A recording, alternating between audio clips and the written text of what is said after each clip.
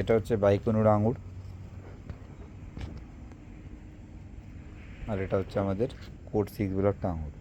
তো এই দুটো গাছ আমি এই 15 ইঞ্চি গ্রো ব্যাগে লাগিয়েছি।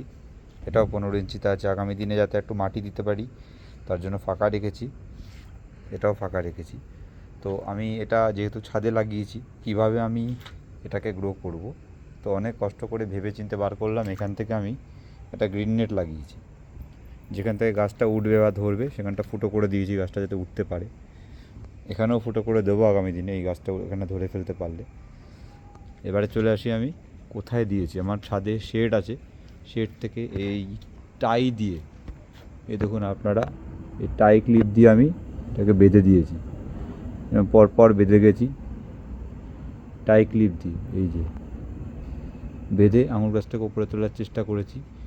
এখান থেকে সোজা নেমে গেছে আঙুর নেটটা। তো আপনাদের এই আইডিয়াটা কেমন লাগলো একটু জানাবেন।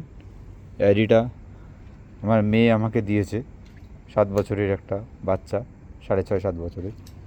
আর আমার নন্দিনীর অবস্থা পড়ে গেছে, বৃষ্টিতে পড়ে গেছে গো।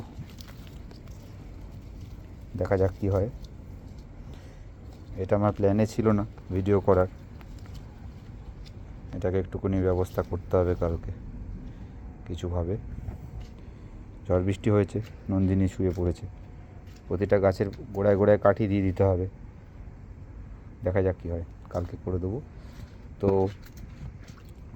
এটা কেমন লাগলো আপনাদের জানাবেন। নতুন একটা অধ্যায় আমি শুরু করতে চলেছি। আর এদিকে আমার আছে আরেকটা আঙুর গাছ, এরমভাবে তুলেছি। এখানেও একটা বাইকুনুর আছে।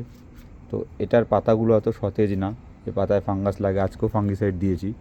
কিন্তু ওপরের পাতাগুলো খুবই ভালো। এখানে এখন আমার ফল আসেনি, বেশ বড় গাছটা হয়েছে। বাইকুনুর আছে একটা, আরেকটা আপনার